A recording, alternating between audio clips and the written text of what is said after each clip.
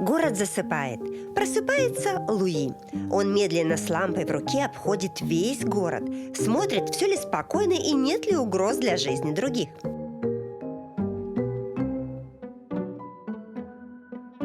Нет, машину времени еще не изобрели. И нет, я не пришла на театральную постановку. Просто Луи потомственный страж. И он, несмотря ни на что, как и его предки 100 лет назад, продолжает следить за безопасностью в городе. Добро пожаловать в Страсбург. Это жизнь других.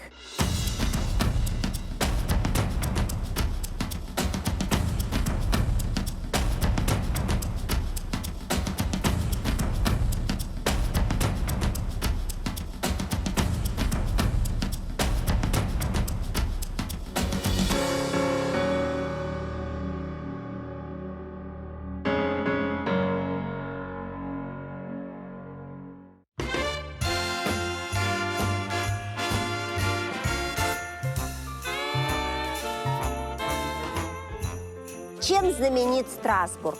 Именно здесь придумали гимн Франции «Марсельеза». Именно здесь находится Европейский суд по правам человека. А некоторые считают Страсбург столицей Рождества. Правда ли это? И почему так считают? Давайте же сегодня все это и узнаем. Страсбург на протяжении столетий переходит от Франции к Германии и обратно. Поэтому неудивительно, что многие путают, в какой именно стране он сейчас находится. Страсбург – 7-й город во Франции по численности населения и является одним из главных экономических центров на северо-востоке страны. Поэтому, если бы я родилась здесь и была бы одной из его 300 тысяч жителей, то, возможно, как и Амин, каждое воскресенье раздавала бы горячие обеды нуждающимся.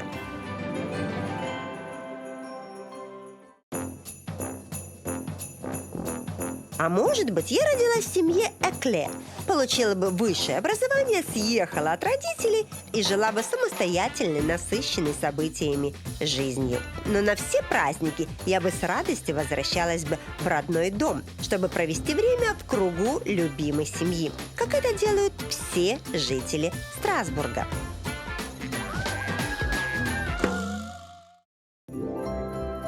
Но, скорее всего, я бы каждый год с нетерпением ждала бы Рождества и встречи с самим Санта-Клаусом, чтобы огласить ему весь список своих пожеланий.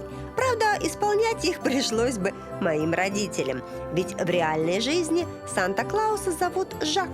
Он фотограф на пенсии, который лишь на месяц надевает свой костюм, чтобы порадовать детей. Санта-Клауса в Страсбурге очень много. В садах, на улицах, торговых центрах. Одни правдоподобнее другого. И чтобы узнать, не тесно ли им всем на одной территории, я решила пообщаться с одним из них. Ой, ну вы прям как настоящий Санта-Клаус. У вас борода настоящая? О, точно настоящая. То есть практически вы настоящий. А давно работаете Санта-Клаусом? Уже 5 лет. А что нужно для того, чтобы работать Санта-Клаусом? Надо любить детей и уметь находить с ними общий язык. Я бы тогда прекрасно была Бабой-Ягой, а не Дедом Морозом. Ясно. То есть просто любить детей, то есть ты, в принципе, можешь быть Дедом Морозом.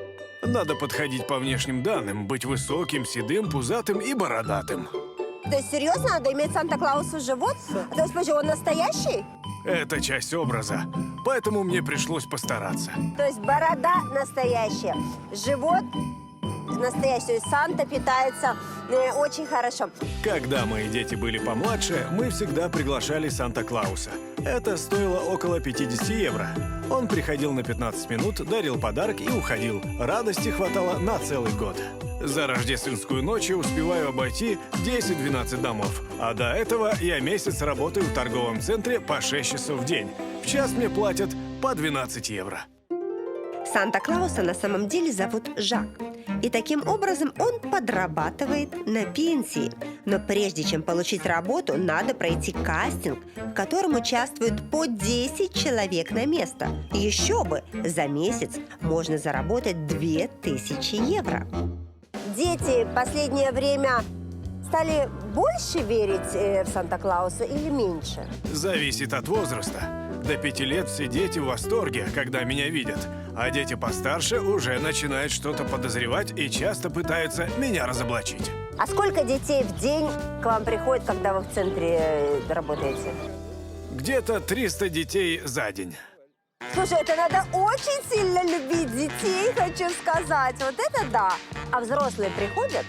Да, конечно. А что взрослые просят? Просто фото. Ну да, конечно, поэтому сделайте и нам фотографии с Дедом Морозом.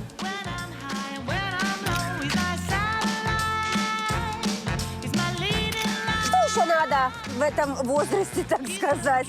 Остальное пройтись под ручку с Санта-Клаусом, настоящим, с настоящей бородой. Класс. В рождественскую ночь активно работают не только Санта, но и врачи в роддомах. Ведь дети появляются на свет вне зависимости от того, Рождество сегодня, Новый год или обычный понедельник. Однако работа в ночные смены и праздничные дни дополнительно оплачивается. Средние зарплаты в Страсбурге 1500 евро. Мы же зарабатываем около 2000 в месяц. Но еще у нас есть надбавки. За одну ночную смену нам доплачивают 9 евро. А вот за смену в праздничный день платят целых 80 евро. А также в канун праздников каждый из нас получает 13-ю зарплату. А это, я напомню вам, государственный роддом.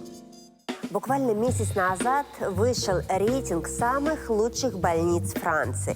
И чтобы вы понимали, лучший роддом Франции находится здесь, в Страсбурге. И это государственный роддом. Почему он самый лучший во всей Франции? Сейчас мы это и узнаем. Победа зависит вовсе не от интерьера, наличия суперсертифицированных врачей или какой-то космической техники. Все куда проще. Побеждают те клиники, в которых практически не прибегали к кесарево и эпидуралке, где не проводили операций и провели максимальное количество естественных родов и убедили женщин не отказываться от грудного вскармливания. Однако убедить наших женщин в пользу естественных родов почти невозможно. Каждая вторая просит поставить ей укол или умоляет сделать кесарево. Поэтому занять первую строчку в рейтинге практически нереально. Для всех граждан роды в госклиниках вне зависимости от их статуса равны нулю. Ведь все расходы на себя берет государство. Однако есть одно «но». На родах присутствует только акушерка, а лечащий врач появляется только в случаях крайней необходимости. И тех, кого такое не устраивает и хочет его непосредственного присутствия, идут в частные клиники и платят за эту услугу 2-3 тысячи евро. Те врачи и акушеры, которых Рождество и Новый год застает на рабочем месте, не отказываются от традиций и накрывают небольшой стол в ординаторской. Однако алкоголя там не найти. А перед тем, как приступить к празднованию, все обязательно идут на службу. Во всех больницах, тюрьмах и казармах всегда есть комната для молитв. Причем для разных конфессий свои. Я уже который год провожу службу, на которую приходят врачи, медсестры, пациенты и их родные. Ведь в канун Рождества даже самые неверующие начинают верить в чудеса. С детьми новоиспеченные мамы проводят в больницах максимум 4 дня. А декретный отпуск либо 16 недель, если родился первенец, либо 24 недели, если это второй, третий и так далее. А как только он заканчивается, женщины начинают возвращаться на работу, а детей устраивать в детские сады, которые рассчитаны не только на обучение, но и на социализацию детей. В местных садах с детьми играют и учат буквы с цифрами, и обязательно собираются за круглый стол, чтобы узнать, у каждого все ли хорошо дома и не обижают ли их. Государственные сады бесплатные и берут туда детей только с 3-летнего возраста. Поэтому, если родители захотят отдать своего ребенка в сад раньше, то им придется найти частный с почасовой оплатой. И в зависимости от доходов семьи час будет стоить от 1 до 30 евро. Также в канун праздников родители обязательно скидываются, чтобы купить детям подарки, которые они получат на утренниках. Детство, прекрасная пора. Именно тогда я поняла, всю суть женской дружбы. Когда все девочки в детском саду на утренник приходили в костюмах снежинки, я единственная приходила в костюме лисы. У меня был такой шикарный костюм, я вам скажу, что со мной перестали все мои вот эти вот снежинки общаться. Но мне так нравился мой костюм. У меня был такой пушистый хвост, все блестело оранжевым, красным, блестки, все, что мне было даже все равно на этих подружек. Но если бы я родилась в Страсбурге, то со мной такая история бы навряд ли приключилась. Ай-ай-ай, ой, уселась. На утреннике в детский сад мы не наряжаем своих детей в костюмы зайчиков и снежинок. Кто это вообще придумал? Просто одеваем нарядно и готовим с ними стих для Санта-Клауса, за который они получают подарок. Популярнее Санта-Клауса среди детей только Святой Николай. Каждый ребенок с нетерпением ждет 6 декабря, чтобы получить от него подарок. Пряник – главная сладость в период праздников, поэтому их продают просто повсюду. В канун Рождества попадаю в такой магазин. Конечно, может сойти с ума не только ребенок, но и взрослый человек, такой как я. Потому что тут столько красоты, столько вкуснятин. И какая диета, я вас умоляю. Ой, красота. Весь магазин хоть и хочется скупить, но когда начинаешь смотреть на ценники, резко перестаешь любить сладкое. Ведь когда один пряник стоит от 10, 15, а то и 30 евро, особо не разгуляешься. Мой старший сын ходит в государственную школу, и там не то, чтобы сладкий стол и утренник никто не организовывает. Там, в принципе, стараются не говорить про Рождество. Ведь в школе учится множество детей, которые верят в других богов. И празднование Рождества может задеть их чувства. А вот в частных школах Рождество празднуют вовсю. Ведь они изначально находятся при католических церквях, и буддисты, мусульмане или иудеи туда, в принципе, учиться не пойдут.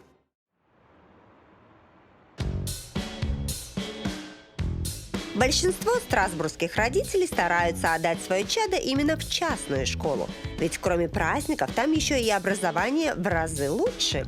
Однако за качество надо платить, в то время как государственные школы бесплатные. Но что объединяет все школы не только Страсбурга, но и целого региона Эльзас, так это то, что учатся везде 12 лет. И делают это на 2 языках одновременно. Все наши учителя ведут уроки то на французском, то на немецком, чтобы каждый из нас свободно владел обоими языками. Следование традициям – самый главный тренд всех местных французов. И в Большом Страсбурге, и в маленьком Тюркхайме в нескольких километрах стараются сохранить традиции, которые существовали еще у прадедов. Как можно обезопасить сегодня свою жизнь? Можно поставить решетки, можно поставить сигнализацию, в конце концов завести злую собаку. Но жители небольшого городка возле Страсбурга, слышите, по ночам спят спокойно, потому что их сон охраняет ночной страж. Может, 21 век? Луи, как и его отец и отец его отца, каждую ночь обходит спящий город. Такие стражи в Средневековье проверяли, нигде ли ничего не горит и никто ли никого не ограбил. Сотни лет назад ночные стражи были далеко не на верхушке социальной лестницы. Сегодня же это ожившая легенда, за которым по улицам гоняются туристы, а мы, местные жители, относимся с уважением. Вы как человек из сказки. Что вы делаете? Я, как и мои предки 16 века, слежу за порядком в ночном городе. Вам за это что-то платят? Или вы просто по доброй воле ходите по ночам? Я за это не получаю ни копейки. Все на полном энтузиазме. Сейчас я на пенсии, но раньше был бухгалтером и целыми днями работал с цифрами. А чтобы сделать свою жизнь более сказочной, после офиса я переодевался и выходил в город, чтобы следить за порядком. Раньше был обычным бухгалтером, а теперь необычный ночной страж. Не страж, а супермен какой-то. Днем офисный работник, а под покровом ночи страж порядка. Но пока одни пенсионеры ради идеи трудятся на общественных началах, другие продолжают работать даже когда выходят на заслуженный отдых. Например, в прачечных. Квартиры в наших домах очень компактные, поэтому многим попросту некуда поставить стиралку. Они с радостью приходят к нам и за 5 евро могут постирать свои вещи, а еще за 1 евро их высушить. Каждый день сюда приходит по 40 человек. Это немало. Поэтому стиральные машины, которые стоят, на секундочку, по 6000 евро каждая, приходится периодически ремонтировать. Но чтобы делать это как можно реже, за порядком следят Марьян и Жерар. Вы давно работаете здесь? 15 лет уже, как только вышел на пенсию. Я здесь не работаю, просто прихожу помогать мужу. О, да, конечно. Вот это я понимаю, настоящая жена. Накрасилась, прическу сделала и пришла к мужу на работу следить и за работой, и за мужем, и все на свете. И тут работа не пыльная, светло, тепло, правильно? Скажите, а вам вообще на пенсии хватает выплат, которые вам платят государство? Нам с мужем всего достаточно. Но вообще принято на пенсии где-то параллельно работать. Работаем ради прибавки к пенсии и ради того, чтобы общаться с людьми. Проводить время активно и не засиживаться дома. Пенсионный возраст меняют так часто, что иногда путаешься, в каком возрасте на нее выходит. Сейчас это 62 года, но чтобы получать выплаты, необходимо отработать 166 триместров, что равняется 41,5 году. Средняя пенсия 1500 евро. Поэтому пожилым парам хватает денег на достойную жизнь на старости. Здесь принято помогать материально своим детям? Или все-таки дети помогают своим родителям? Родители гораздо чаще помогают своим детям. Мы помогаем во время их учебы, потом помогаем, пока они не найдут работу, потом у них появляются свои дети, и мы начинаем помогать и внукам тоже. Внуки вас часто навещают? Вы часто встречаетесь с ними? Как только у них выходные или каникулы, они сразу приезжают к нам. У нас с ними особенная связь. Я не знаю, что бы я делала без своей мамы и без свекрови. Они мне очень сильно помогают с 3 детьми. Семейность, забота и поддержка друг друга – это отличительная черта всех жителей Страсбурга. Когда вам лучше было жить? До пенсии или сейчас на пенсии? У каждого возраста свои преимущества. Сейчас мы наконец-то проводим с мужем достаточное количество времени вместе, поэтому наслаждаемся старостью. Расскажите всем секрет долгой, счастливой семейной жизни. Секрет в заботе друг о друге. Когда ты без слов понимаешь, чего хочет твоя половинка. Я каждое утро готовлю мужу завтрак, глажу его одежду для работы, а он по вечерам водит меня в ресторан неподалеку. А у вас есть желание, которое еще у вас не осуществилось, но вы очень хотите? Быть здоровыми и видеть своих детей и внуков счастливыми. Ну, я желаю, чтобы все ваши желания осуществились, потому что, все-таки, как-никак, волшебная пора, и у всех должно сбываться все, что они желают. Вот, видишь, постирал белье, уже счастье чистое. Но не у всех местных жителей есть время ждать чудес. Им нужна реальная помощь уже здесь и сейчас, вне зависимости от того, праздник сегодня или обычный день. И Амин – один из тех, кто своими руками каждое воскресенье помогает тем, кому повезло меньше в этой жизни. Жизнь в Европе многим кажется сказочной и безоблачной, но это не всегда так. Тут высокие налоги, дорогая коммуналка, не всегда высокие зарплаты.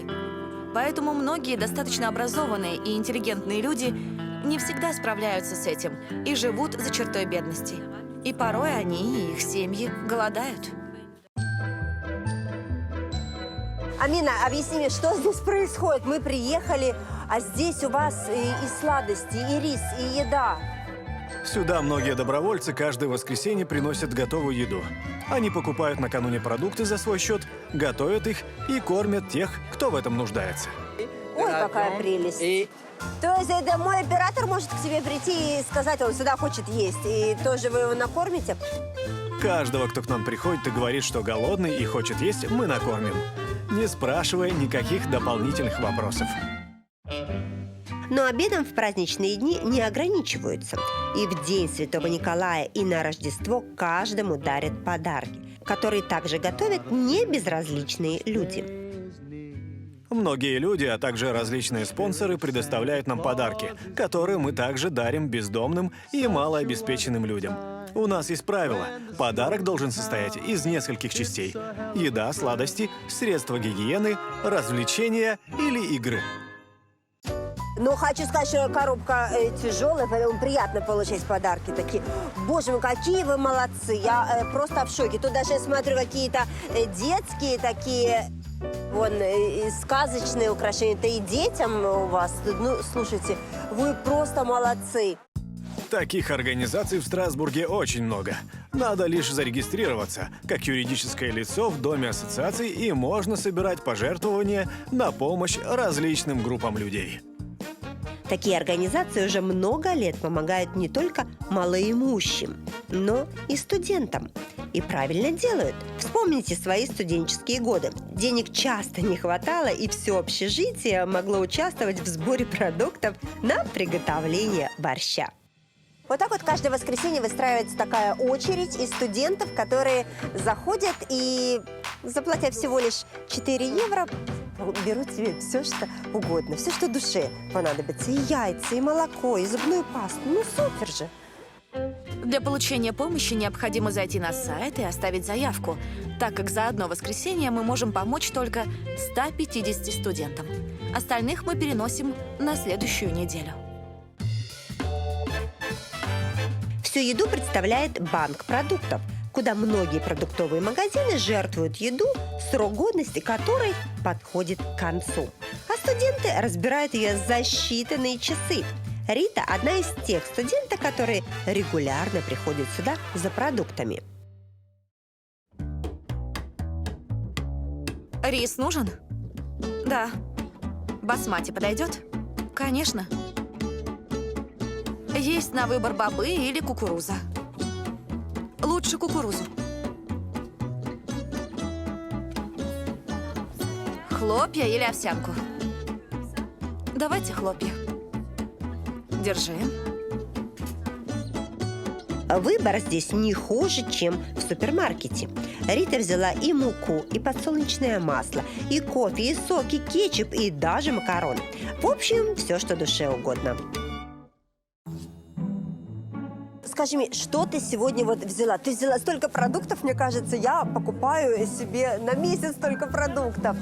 Это я как раз и взяла на месяц. Здесь хлеб, фрукты, овощи, крупы и даже крем для рук. Зима на дворе. Слушай, ну я тебе хочу сказать, что я очень рада за вас, что вот для студентов есть действительно такие вот места, где за 4 евро она может купить продуктов, ну действительно, ну прям на евро 100. У тебя тут продукт на всю жизнь. И спокойно могут жить и чувствовать себя людьми. И я хочу за 4 евро тоже все купить. Мне надоело тратить сумасшедшие деньги. Ну, я работаю, поэтому кто работает, тот тратит. Что делать? А кто учится, тот потом будет тратить.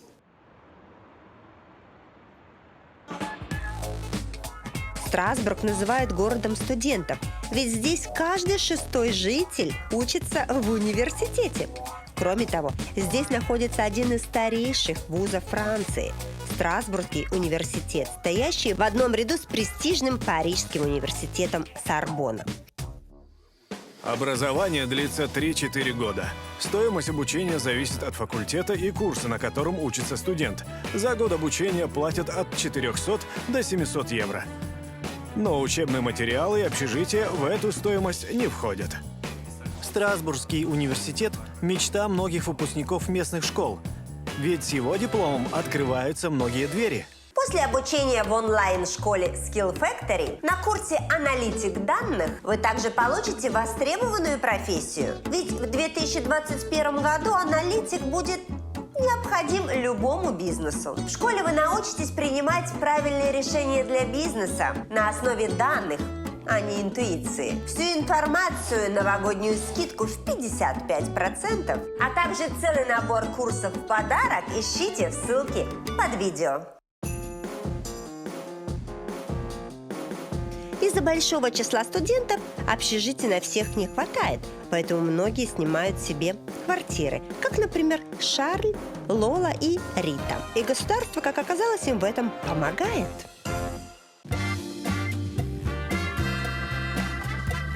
То есть, подожди, еще раз, я сейчас ничего не понимаю. В этой квартире живешь ты и ты. Вы втроем. Так вы вдвоем целовались, ты живешь отдельно. А сколько стоит ваше жилье вот на троих? 290 евро с каждого. Но государство каждому из нас дает 130 евро для аренды жилья. То есть 290 минус 130, да? То есть получается, это всем-то государство помогает студентам или только вам? И почему оно вам помогает? Всем, кто предоставит справку о том, что семья себе не может это позволить, и всем, кто решил снимать квартиру. То есть все документы надо собрать, да? Ясно, я поняла. А стипендия есть у вас? С ней все непросто. Ее получают студенты из бедных семей или те, кто живет далеко от дома. Из-за того, что я с другого конца страны, мне платят 400 евро в месяц, так как родные помочь мне не могут. Не все студенты на праздники уезжают домой, поэтому на Рождество и на Новый год устраивают вечеринки, на одну из которых я и попала. Что важнее, Рождество или Новый год у вас? Это два разных праздника. Поэтому стараемся Рождество провести дома, а вот на Новый год всегда шумная вечеринка. А вот вы так собираетесь, вот вы празднуете, вот в принципе, время-то уже позднее, вы можете шуметь, включать музыку, тут танцевать до утра? Танцевать мы не очень любим, а вот петь во все горло – это про нас. А если соседи пожалуются на ваше пение, я прошу прощения, хоровое вот это, ночное? Соседи есть разные, нам повезло. Если мы им мешаем, они стучатся и просят сделать тише. Ну, возможно, вы сегодня и узнаете все про ваших соседей, какие они.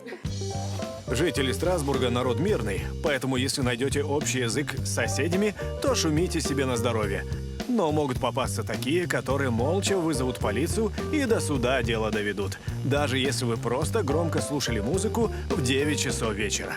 Как вот вы встречаетесь вот с девушками, с парнями? Это вообще легко у вас получается? Зависит от человека. Мы хоть и французы, но с немецкими корнями. Мы и страстные, и рациональные одновременно. Поэтому одним хватает одного свидания, а другим не хватает целой жизни. Я не знаю, ты пока рассказываешь, вон там...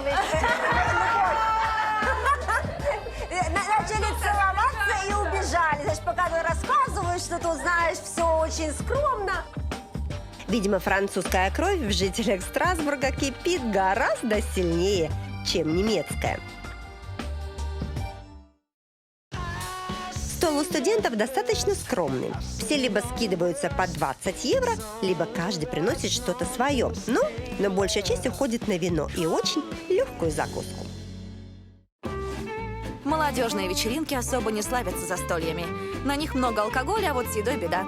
Каждый может принести по блюду, и хозяин будет по очереди выносить каждое, но все и сразу – никогда.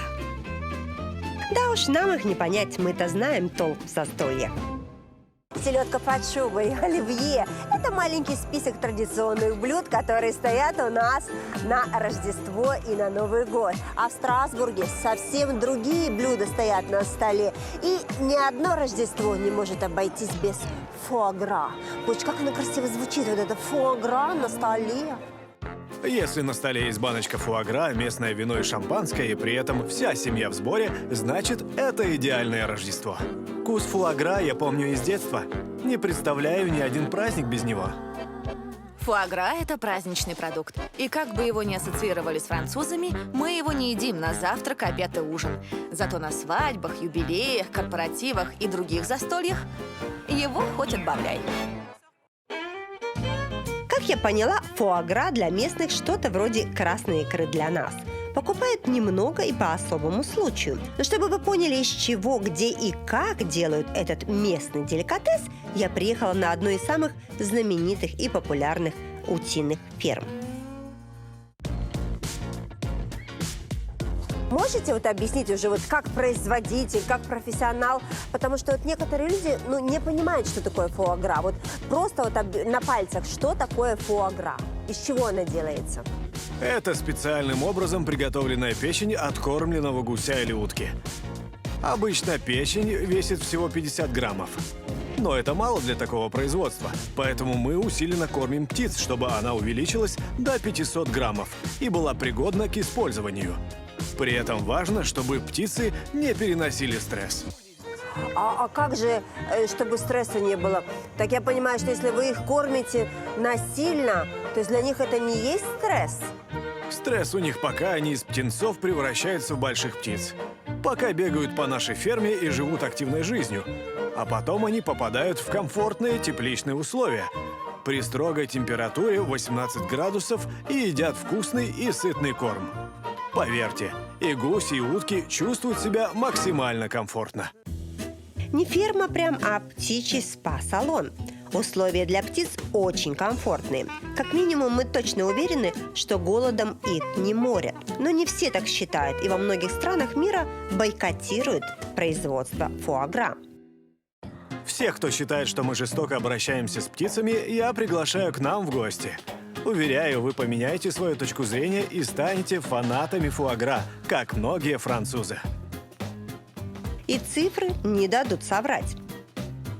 Только за 1 месяц с конца ноября по конец декабря у нас покупают 15 тонн фуагра. И ровно столько же мы продаем за оставшиеся 11 месяцев. Во сколько вы тут выращиваете уток? 660 птиц. И тут и девочки, и мальчики? Запомните, в мире фуагра только мальчики. Девочки нерентабельные. Слышали такое? Девочки нерентабельные в этом бизнесе, так сказать. Девочки нужны лишь для того, чтобы делать мальчиков. Ага. То есть девочки делают мальчиков, а мальчики делают фуагру. Господи, все очень понятно. Ой, так, ну идем попробуем фуагру. Господи, теперь же надо попробовать, что это такое, понимаешь? Смотри, перья. Но эти, хочу сказать, что ваши утки такие спокойные, интеллигентные товарищи практически. Все сидят, тихонечко отвернулись, молчат. Молодцы, тоже хорошее воспитание. 1 килограмм фуагра стоит от 140 до 175 евро. Но не все могут купить столько, поэтому его фасуют по баночкам стоимостью 45 евро. Так, ну вот так выглядит уже приготовленная фуагра, которая, ну, будем так говорить, уточка еще утром бегала. 2 минуты с одной стороны, 2 минуты с другой стороны. Мягкая-мягкая.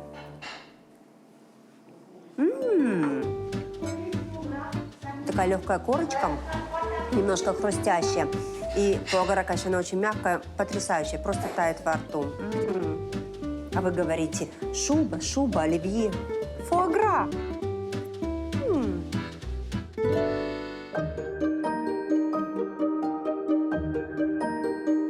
Как ни один стол не обходится без фуагра, так и ни один дом не обходится без елки. Мне кажется, все любят наряжать елку. Ну, я не знаю таких людей, которые не любят. Ну, а если такие есть, то я думаю, что находить подарки под елкой любят все. А говорят, что эта традиция зародилась именно здесь. Подарочек под елочку. Молодцы, как хорошо придумали. Несмотря на популярность осознанного потребления, настоящий француз купит в дом живую елку. Стоят они от 50 до 300 евро. И купить их можно только на специальных плантациях. В этом регионе елки не стоят в домах до 8 марта, пока не пожелтеют. А уже 2, а чаще 1 января их выбрасывают. Просто выкинуть елку мы не можем, получим нехилый штраф. Мы оставляем их либо возле подъездов, либо возле своего дома. А специальная машина приезжает и забирает их для дальнейшей переработки. Также и на главной площади ставят большую живую 30-метровую елку. Даже если плохое настроение, если на работе все ужасно, если муж надоел, жена тебя постоянно пилит, и когда ты видишь всю вот эту красоту, новогодние яркие краски, прям жить хочется. Супер! Выбор елки и украшения города – одни из главных событий рождественских праздников. Власти выделяют около 550 тысяч евро на то, чтобы город сиял и погружал всех жителей в сказку. При этом на елочных игрушках никто не экономит и украшает елку не китайскими, а местными игрушками. Жители Страсбурга гордятся своим прошлым, своей страной и культурой. Они принципиально ездят только на машинах отечественного производства, пьют свое вино, едят продукты, выращенные здесь. Поэтому неудивительно, что при выборе игрушек они тоже отдадут предпочтение французскому производителю. Когда приходишь на шоколадную фабрику, там пахнет шоколадом. Когда приходишь на фабрику по изготовлению мебели, пахнет деревом. А когда приходишь на фабрику по изготовлению елочных игрушек, то пахнет праздником. Так, попахивает. Ой, все светится, красота.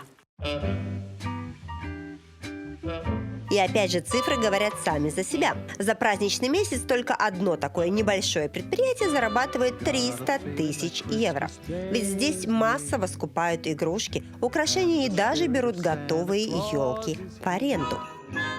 Аренда такой елки в месяц стоит 4000 евро. Заказчик делает заказ и говорит: хочу красивую елку. И уже на фабрике уже берут эту елку, настоящую, причем, хочу вам сказать, украшают ее игрушками. Вот видите, тут такие вот шары, это тоже они делают сами здесь, на фабрике. И шары все разные, абсолютно все формы. А вот эти звезды китайские, ну это же видно, да, сразу. Но елка очень красивая, но очень дорогая. Ну что, Новый год, хороший праздник, дорогой. Страсбург по праву считается французской столицей Рождества. С конца ноября на главной площади города обычно разворачивается ярмарка, и к нам приезжают сотни тысяч туристов. Но этот год первый за последние 500 лет, когда власти отменили ярмарку и попросили жителей оставаться дома в кругу родных и близких. Страсбургская рождественская ярмарка – одна из самых популярных не только в стране, но и в Европе. Ежегодно она приносит около 250 миллионов евро. Так что в этом году несложно подсчитать, какие убытки понесет город. Также пострадал и младший побратим Страсбурга – город Кольмар, который обычно посещали все туристы, приехавшие сюда на Рождество. Господи, ну просто потрясающий город. Тут на самом деле живет всего лишь около 70 тысяч человек. Но в этом городе родились такие знаменитости, как Агюст Бартольди, который придумал американскую статую свободы и подарил потом Америке. И Дантес, который, к сожалению, смертельно ранил Пушкина, но тоже родились и здесь. Вот в этом маленьком городке родились такие люди. Ой, не могу, сказка сказочная.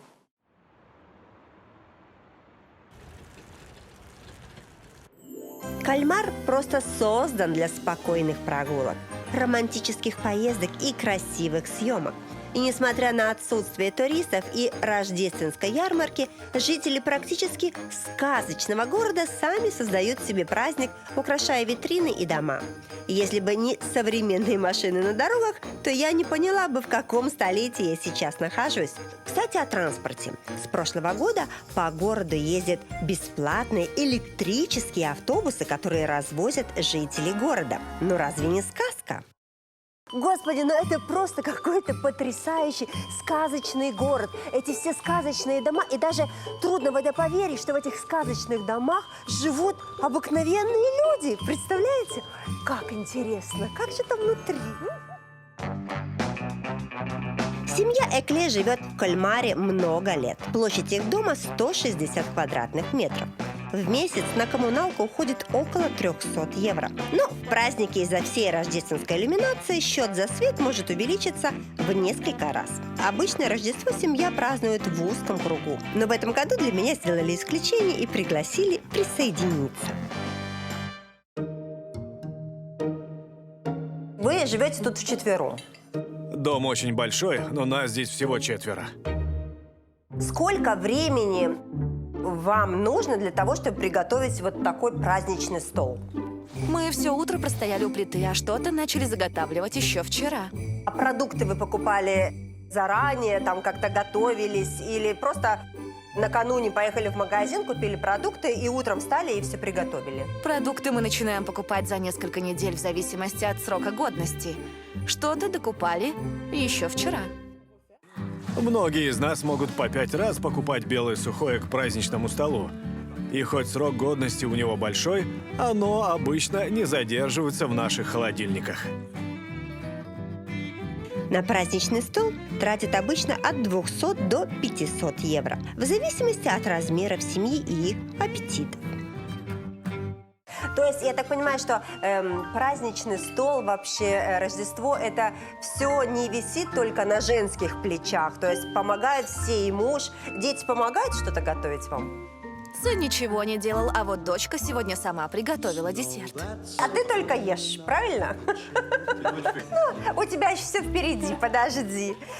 То есть, что фуагра на столе на Рождество во Франции обязательно, это я слышала. А вот улитки, это вообще деликатес или это как бы нормальное праздничное блюдо для французов?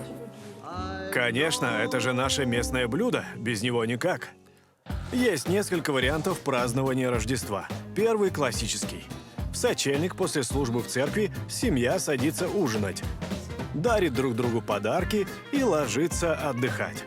Второй вариант – мы после службы идем в гости к одним родителям и дарим подарки, а на следующий идем ко вторым родителям. Ну и третий вариант – проснуться в рождественское утро, найти под елкой подарки и отправиться за праздничный стол. Как подарки у вас заказываются или все-таки Санта приносит их под елку? Раньше дети писали письма Санте и даже получали от него ответы. Теперь же все повзрослели и просто говорят, что они хотят. Все, вот так вот детство и заканчивается. А вы друг другу дарите подарки или дети вам как-то дарят тоже? Каждый лично готовит подарок друг для друга. Это может быть даже какая-то безделушка, но важна ведь забота, внимание и желание сделать приятно дорогому и любимому человеку. И несмотря на то, что салат оливье придумал француз, никакого отношения к местным праздничным салатам он не имеет. Зато здесь есть индейка, улитки, фуагра, устрицы, вино, сладости и, конечно же, счастливые улыбки на лицах людей, которые в кругу своих родных встречают самые волшебные праздники в году. This Christmas time.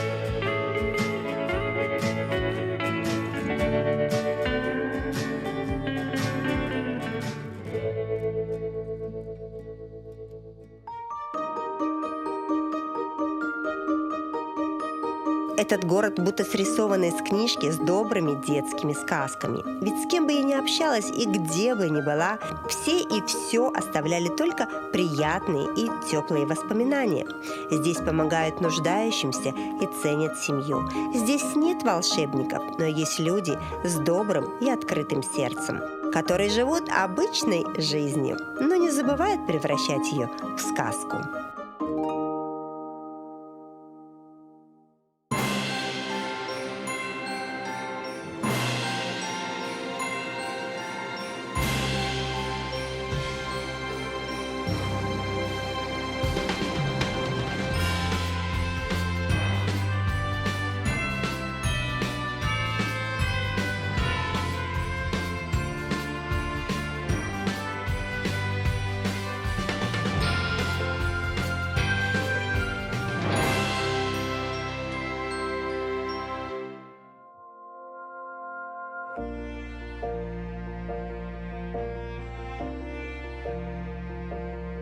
Для того, чтобы любить Новый год и Рождество, не обязательно жить в Страсбурге. Но здесь действительно ощущается дух Рождества по-особенному. Я не знаю, может быть, это из-за красивых гирлянд или из-за людей, которые точно знают, что настоящее чудо. Когда все твои родные и близкие здоровы, когда никто не голодает, когда вся семья в сборе, когда зажигают рождественскую иллюминацию, Когда мы всей семьей украшаем елку. когда ты угадал с подарком любимому человеку, когда ты встретил свою любовь, когда можно отложить все дела на потом и насладиться вкусным ужином в кругу самых родных и близких. Кто-то говорит, что волшебства не бывает. Возможно, так и есть. Но однозначно есть упорство, терпение и надежда. И я точно знаю, что они могут сотворить чудеса не только в жизни других, но и в нашей собственной. С Новым годом!